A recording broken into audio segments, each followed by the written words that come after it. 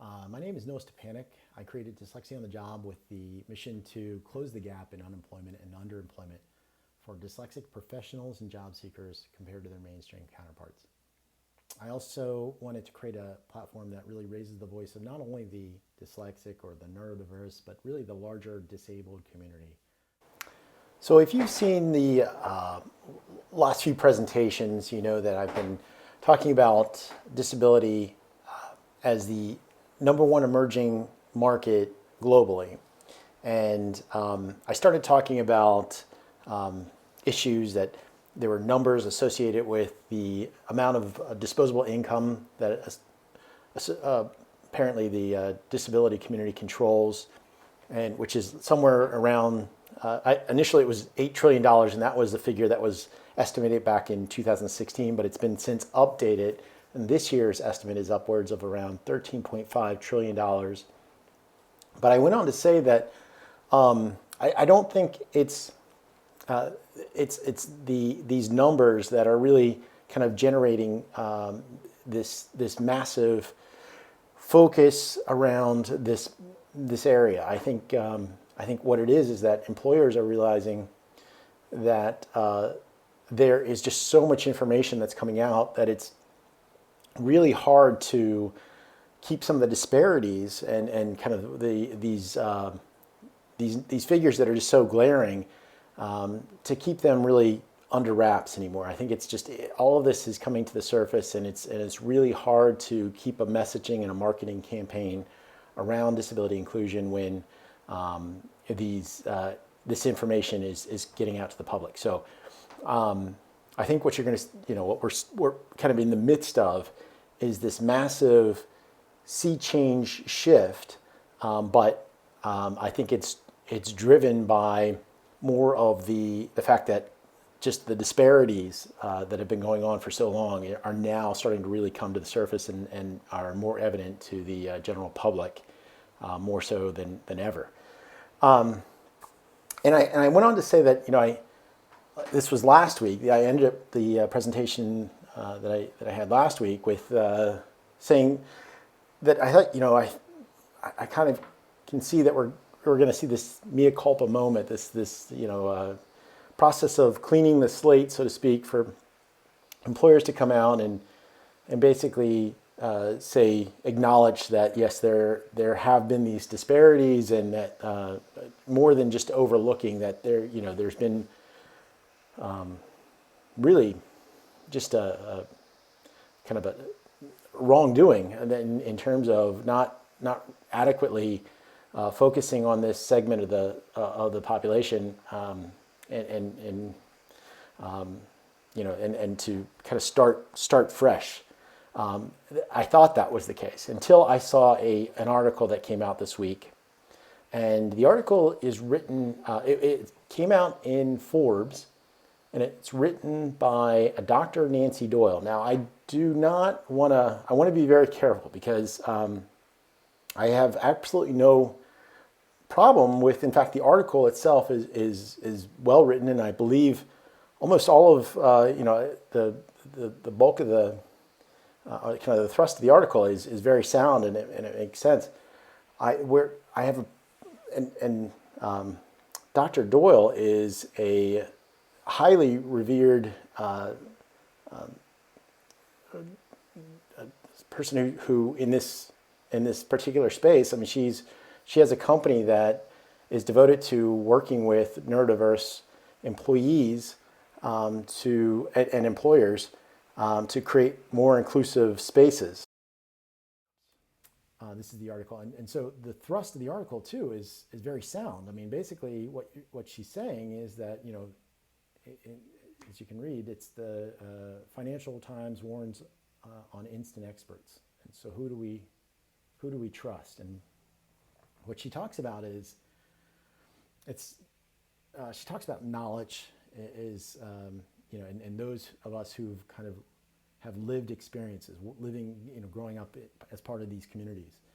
That in itself is not enough to make you an expert. And really, the voices of the experts are the ones you need to listen to. And she goes on to say that to be an expert, it's you can certainly be part of these communities, but it's one thing to be part of these communities, but it's really the added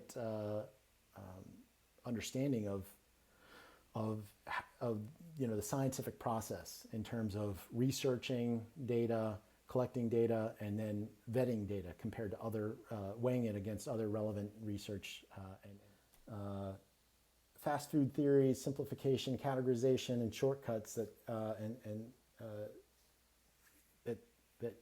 that are kind of just overwhelming our social media and what we're seeing and what we're hearing, and it's not coming from the voices of the experts, and we're kind of losing that ability to vet credible information. The problem, though, is when you get into specifically talking about a community that's been marginalized, like the disabled community, and you're talking about the workforce, and you're talking about inclusion in the workforce.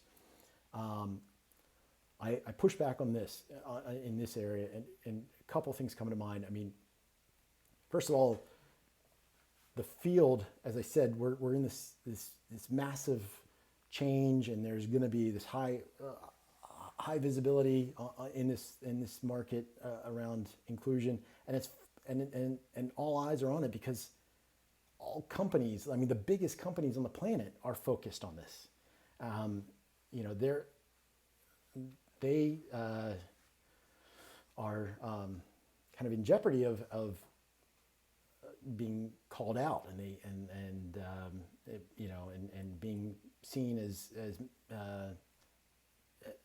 not just overlooking, but covering up to some extent some of these issues, these glaring issues that have been going on in terms of the discrepancies that disabled community have faced in the workplace. So, and when you have the biggest companies on the planet that are with their, again, they're making these changes, but they're also the ones that hold the money. So in this community of inclusion, it's a relatively small community, and so whether you're a researcher or whether you're like me, a company that's trying to break into this massively crowded field.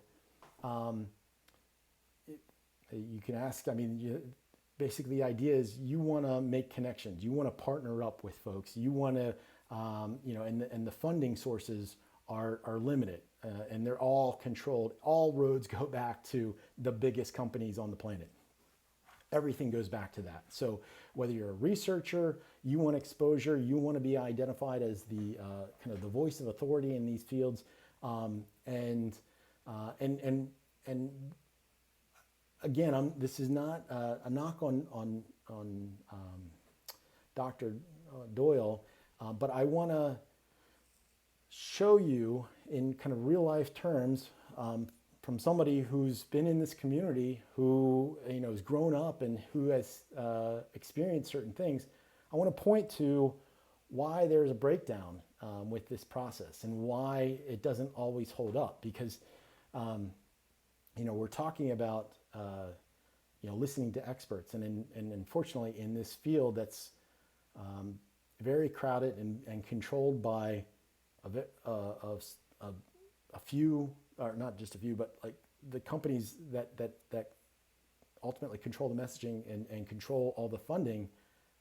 Everything has to align with, you can't really rock the boat. It's hard to provide oversight, or if you make a comment on one employer, you're essentially sending a shockwave through other, to all other employers too. I mean, you're putting everybody on notice, and there's a need to really control the messaging and be careful about what gets out. So, and if you're a researcher, it's the same thing. You want funding to do the research. You want exposure to be seen as credible, and what happens is, in some cases, it becomes proprietary. Like this information that's being collected, the research information itself is, studies are being done for purposes, as we'll see, about whether it's maybe to promote a product or to promote a messaging campaign, or if you're a researcher, maybe you want you're selling a book, or you want that connection, you want the alignment with and you're, to be seen as having an affiliation with some of the biggest companies, as I said, some of the biggest companies on the planet. So there's all these different drivers and incentives on all sides. And then if you're a company that's trying to break into this field, then you want to find partnerships, and you want to find your niche really quickly. But if your niche is to provide a little oversight and trying to push back on some of these companies and some of these the process and the system itself, well, I can tell you from experience, from lived experience, you got a tough road to hoe. I mean, I've talked to just my conversations, which, by the way, have not all it's not all warm and fuzzy. I've been in not so in pretty blunt terms, I've been told just get out, don't get out of this field, and kind of you're sucking up all the oxygen, and so, well, for that, thank you. I appreciate all the warm thoughts. But anyways, we'll jump into it. So that's kind of it. Again, I don't want to. I'm not knocking what the article itself and the general thrust of the article is about. I agree with it, and I certainly am not going toe to toe with Dr. Doyle. I have no leg to stand on that. But I mean, I will point out, just from somebody who's, again, in the community, what I see, and again, what not just I see, but I'll put it to I'll put it to you. I'll put it to others that are in the community that are either a dyslexia or neurodiversity community that have gone up, maybe that are out of college and are in the workforce and are, kind of gone through these experiences, but also put it to the parents. I mean, that's just it too. Parents that are trying to make plans, trying to make a real credible understanding, get a real solid understanding. They're not. I mean, to get basic information and not to be, not to be seen as just a customer or somebody, not to be given a sales pitch, but is looking to get relevant information that's going to help to understand what they're up against when they're trying to plan for their child to to follow a career path that's going to be solid, that's going to result in a livable wage. I mean, that's the thing. Forget about understanding like, oh, you have to get a college degree. No.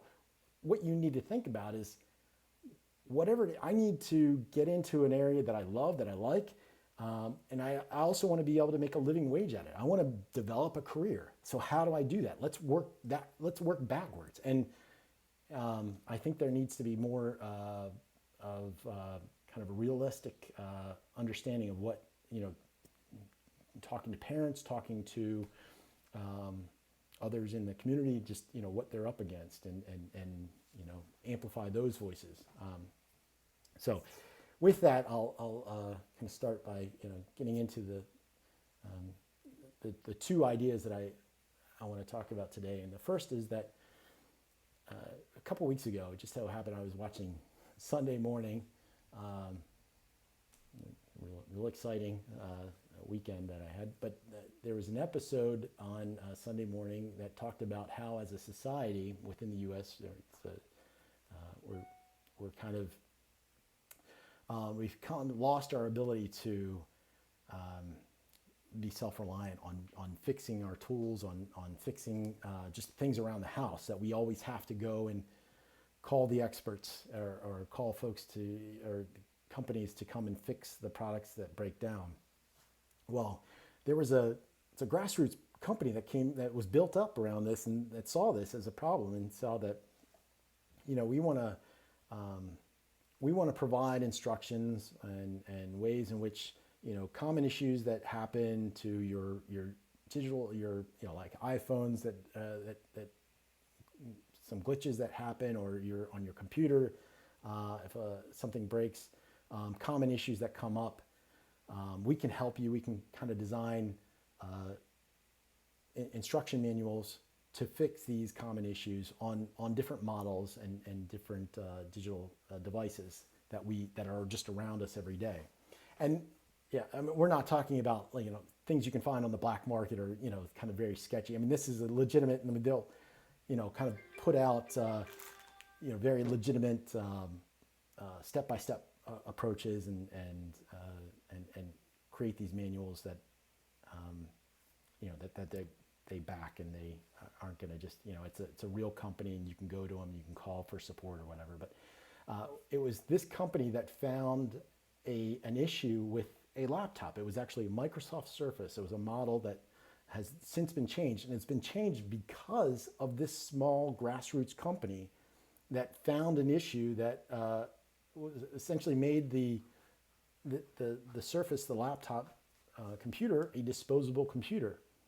Now, what it was is that if there was a problem or a glitch with the system, in order to get to the components, you would break the system. So there was just no way of. So even if you sent it off to support, to back to Microsoft, Microsoft itself couldn't work on that product. You were buying a disposable product, a disposable laptop. Now, of course, that wasn't something that was advertised, and it wasn't something that's the consumer knew, not until this company pointed it out. And so that's, I think, one example of where systems break down when you have experts, and you have are essentially forced to rely on experts. Well, it really depends if the experts are incentivized to help the consumer, or are they incentivized to make money for a company? And I think that's just something to keep in mind. But let's get into more of the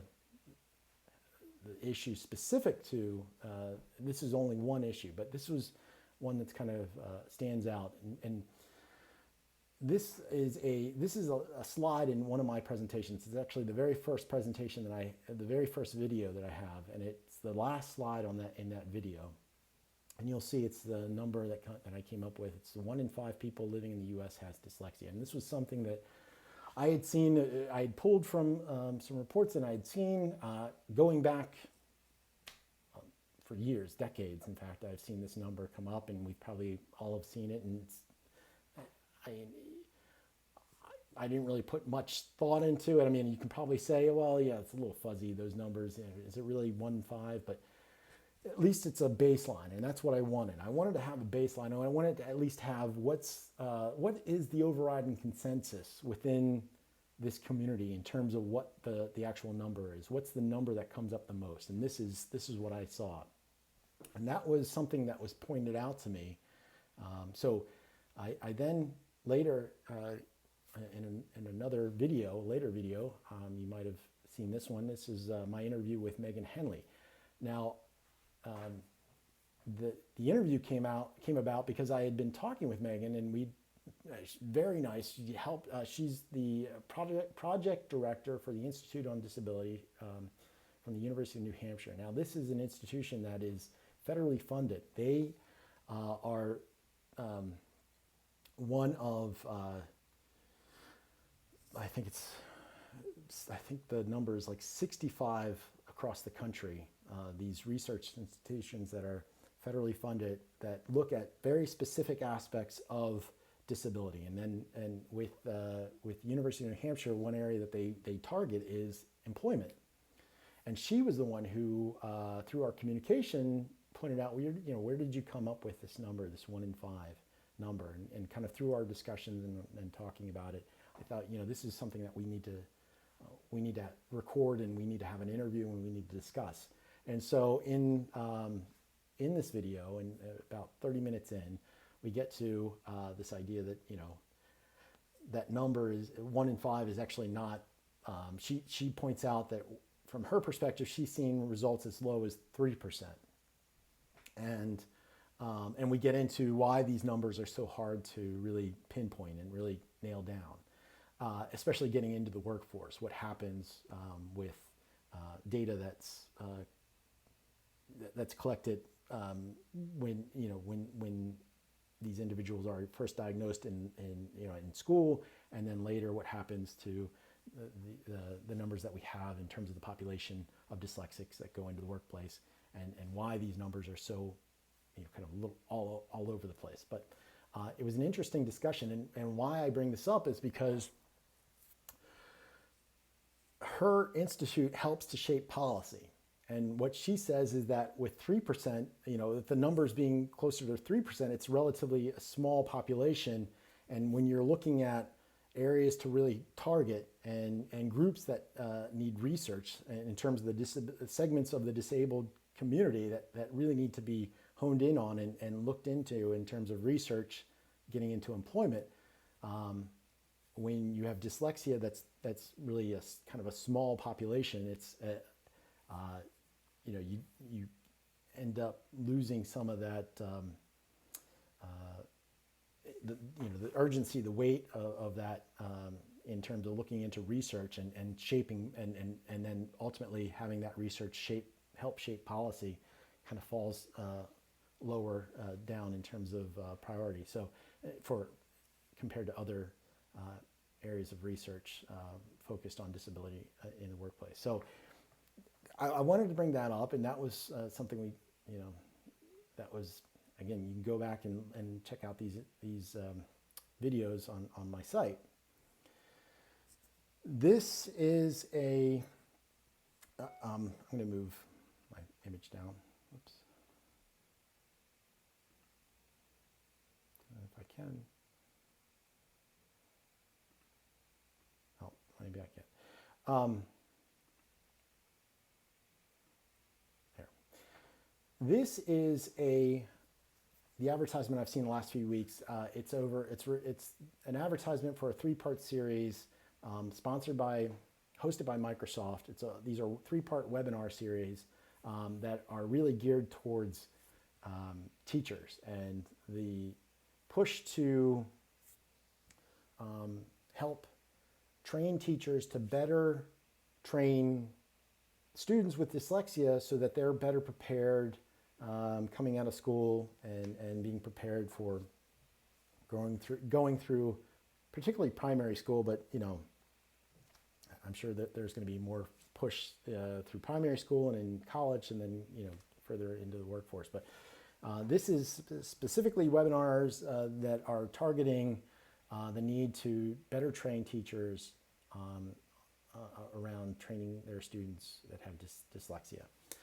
And as you can see, the number that's clearly that they add to this advertisement is that the population of dyslexics in the U.S. is actually 17 to 20%. In fact, these numbers were pulled from data collected by a Dr. Shayowitz, who is somebody who's I've seen, and that's probably most likely where I pulled my number 1 in 5 from. It's her research has been around at least going back to the mid 2000s in terms of numbers that I've seen from her, but maybe even further. But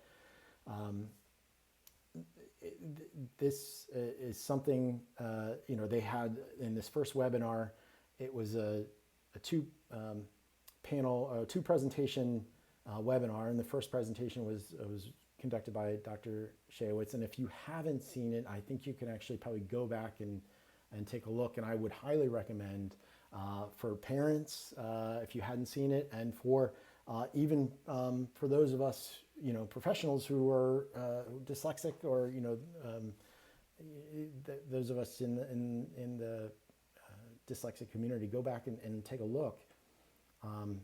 As I said, you may say, well, really, who cares if it's 17% or 20%? And they're talking about that's the number of dyslexics of the dyslexic population in the U.S. Well, again,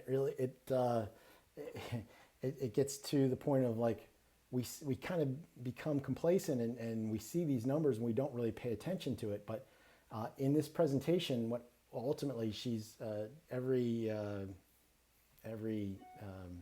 data set that's listed, she points to the page that you can find it on her book that she's trying to sell.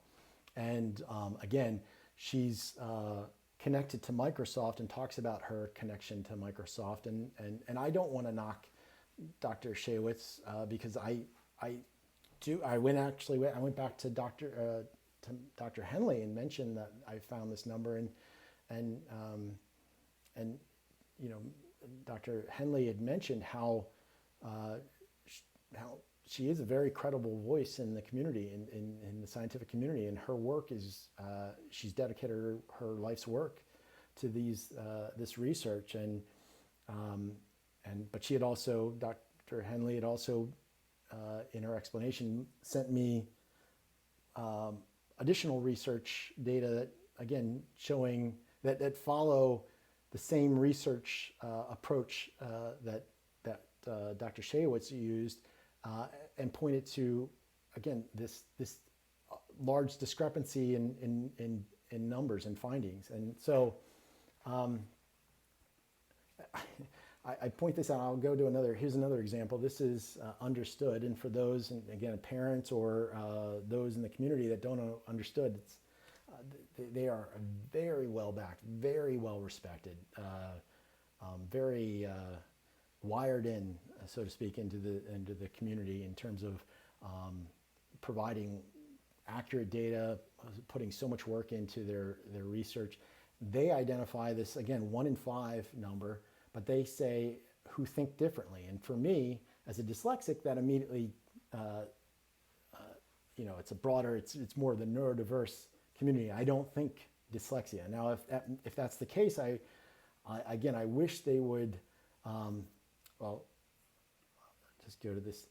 So this slide, looking at all three, as somebody in the community, it's like, who do we believe, and how should we determine who the experts are and who are the voices of authority? Because, is it, and do we look at it based on money, based on size, based, in terms of the size of the company, based on influence, based on impact on me personally, and then that gets into, if you're considering maybe one that a group that helps influence policy. You can't discredit the findings that the Institute on Disability is coming out with, and from their perspective, at least from the Dr. Henley's perspective, she's pointing me to data sets that are findings that are much smaller than what's what's being described by Microsoft. And in fact, in this webinar, Dr. Shaywitz points to all of this information, how it's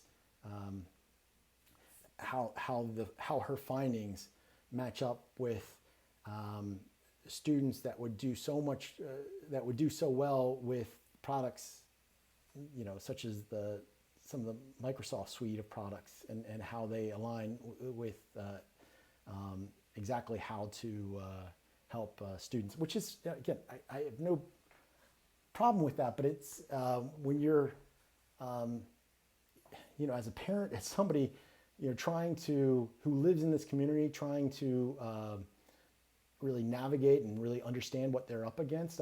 These are just some numbers, but there's other data out there, and what I think it also points to is how proprietary everything comes. If you're looking at this, everything's set up as a marketing pitch, and it's only, again, I use this analogy like it's a water spigot. If you can think of a water spigot like outside, on a wall, you have on one side, if you can imagine, like these researchers that are kind of part of this water filtration system on one side of the wall. It's trying to filter the water, get the water clean, and then it has to go through a spigot. And then on the other side, it's us in the community that really are, just so eager and in need of this, of credible information, and looking for this information. And at times we feel like, we know there's research being done, but we're just so much in the dark, and not really being told, what's going on and what findings are coming out. And then you have the hand on the spigot, which is actually the companies. It's there, and it's almost unless it aligns with their marketing or their branding, we're not getting the information that we need. We're not getting the water. We're not getting this. It's the spigot is turned on and off, and based on on these communities that are these companies that really control the information. And in fact, these companies themselves are competing with each other, and so it becomes a lot of this information becomes then proprietary. And even within organizations, these groups like Understood compared to groups that are emerging now, some really big ones that again have some great information. There's a group out of Stanford that has some great information, and it's because they're working with Stanford Medical, the research center, and so they're pulling from, and they're filled with all sorts of Stanford grads, PhD students who are trained consultants, therapists, and trained in this area, and they are the experts. But if you go and you look at the information, which I have to admit, I was drawn to it. I saw this, and you're just like, this organization moves and operates like a group out of Stanford. And when I say that is they are as savvy as they come in terms of getting you interested in what they're doing. And so in terms of collecting and getting folks that are in the neurodiverse community interested, they are, I think, some of the most savvy in terms of the way they approach it. And they draw you in with providing this information, but before you look at the information, you'll see lines and reams of legalese and basically saying, if you distribute this information in a way we don't see fit, we're gonna we'll take you to task, and you just kind of have a feeling like you're up against not just a few a few people with the best intentions, but you're up against lines and lines of lawyers. And I think that underpinning is, while that organization, I really do see a lot of great things coming from them. I think it also underlines the need, and they're not a company that, how do I put this? Well, they talk about creating a movement, and they talk about this organization that's being formed around the neurodiverse community and members. They've collected so many members because we are so interested in this, in their findings. But I get really concerned when a group like that is propped up by Stanford's medical team. It's not because what happens is it's the messaging that's going to come out that Stanford wants.